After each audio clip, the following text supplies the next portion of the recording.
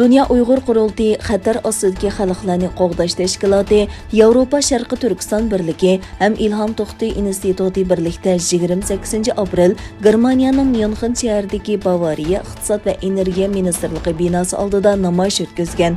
Mazkur namoyish Germaniya bosh ministri Angela Merkel bilan Xitoy bosh ministri Li Keqiang o'rtasida 28 aprel o'tkazilgan ikki tarafning 6-navbatlik yuqori darajaliklar suhbati mazgiliga o'rlashtirilgan.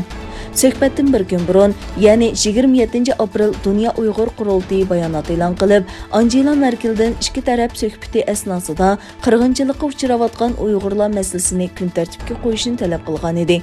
28 aprel o'tkazilgan namoyishning maqsadi haqida Dünya Uyghur Qurultayı raisi Dolqin Aysa apandining bugun ziyoratimizni qabul qilib bildirishicha, Xitoyning Myunxendagi konsulxonasi bu qitimqi bahor bayramini qutluqlash murosimiga Bavariyənin ba'zi muhim siyosiy arboblarini taklif qilgan.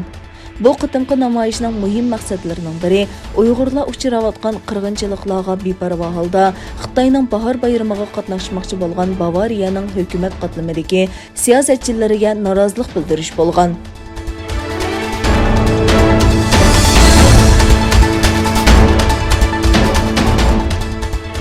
Atalmış Şinjan gazetining 27 apreldagi xabarida bildirilishicha, bu yil birinchi faslda Şərqi Turkistondan Xitayga yۆtكەلگەن tok miqdori o'xshash mazgildagidan bir hassiga yaqin oshgan. Xabarda ko'rsatilishicha, bu yil birinchi faslda atalmış Şinjan elektr torining Şərqi Turkistonning tokini Xitayga yetkazish miqdori 29 milliard 300 million kilovat soatga yetib, bulturqiga o'xshash mazgildagidan 42% oshgan.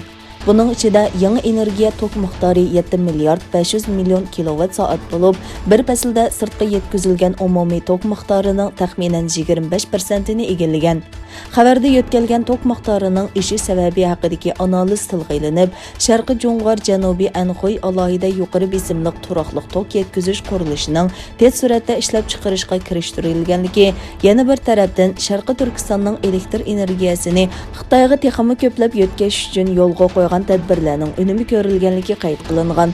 Xitoyning Sharqi Turkistondagi boylik va energiyalarni bulang-talang qilish qilmishi uzun yillik tarixga ega bo'lsa-mu, yaqinqi mezgillardagi qidirish, ichish, yo'tkash harakati texmi kuchaymoqda.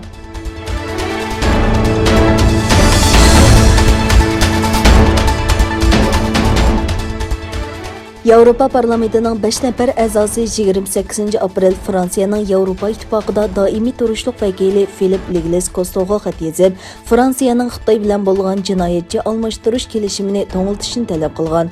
Bu xatni Yevropa parlamentinin engin o'g'li Miriam Lexman, Reinhard Bütikofer, Rafael Glucksmann, Anna Fotiga qatorliq a'zolar yozgan. Ular xatida Xitoyning Hong Kong bexatarlik qonunini ma'qullab, Hong Kongning alohida o'rniga va Xitoy Angliya qo'shma axborotiga buzg'unchilik qilganligi, Fransiyaning bu taraqqiyotni nazarda tutib, Xitoy bilan imzolagan jinoyatchi almashtirish kelishimini to'xtatishni umid qiladiganligini bildirgan. Ular xatida yana biz Uyg'urlarning Hong Kong garajdonlarining Tibet yoki Yevropadagi Xitoy o'qituvchilarining Xitoyga qaytarilishining oldini olishimiz kerak deyilgan.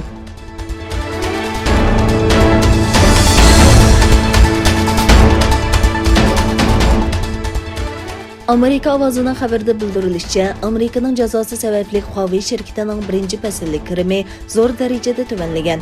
Xabarda qayd qilinishicha, Huawei shirkati 28 aprel doklad e'lon qilib, shirkatning birinchi fasllik kirimining 152 milliard 200 million yuanga yetib, bulturqiga o'xshash mazgildagidan 16.5% tuvanlaganligini, bu shirkatning Honor markasini setish bilan munosabatli ekanligini o'tirg'a qo'ygan. Şirketning navbatchi direktori Shu Jijun 2021 yilning Huawei uchun yangi xirisga to'lgan bir yil ekanligini e'tirof qilib, shirkatga qo'yilgan jazoning ta'minlash zanjiriga ko'rsatayotgan ta'sirini hal qilib, xaridorlarga davomli savdo qiymati yaratadiganligini aytgan. Amerikaning sobiq prezidenti Trump Huawei'ni Xitoy doiralari bilan hamkorlashib, aloqa mahsulotlari orqali Amerika va uning ittifoqdoshlarining uchurini o'g'irladi deb ayblab, 2019-yili Huawei'ga qarshi eksport kontrol buyrug'i tushirgan hamda shirkatning Amerikadan muhim texnikalarni sotib olishini cheklagan edi. Buningdan boshqa Trump hukumatı yana Yevropa va Osiyodagi ittifoqdoshlarini 5G torining darajasini o'stirganda Huawei mahsulotlarini ishlatmaslikka qoyil qilgan bo'lib, bu yil 1-oyda vazifaga o'tirgan Bayden hukumatı ilgirki hukumatning nurg'un siyosatlarini davomlashtirgan.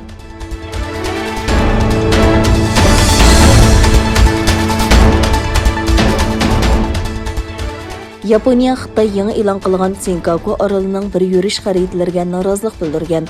Xabar qilinishicha, Xitay Zamin boyliq Ministrliqi dushanba organ tor bekitida Sharqi dengizdagi Senkaku orolining 9 parcha yuqori aniqlikdagi yer shakli xaritasi, o'lchash xaritasi va suratlarini e'lon qilgan va bu xaritalarning eng yangi sun'iy hamroh surati va boshqa tekshirish natijasiga asosan chiqarilganligini bildirgan.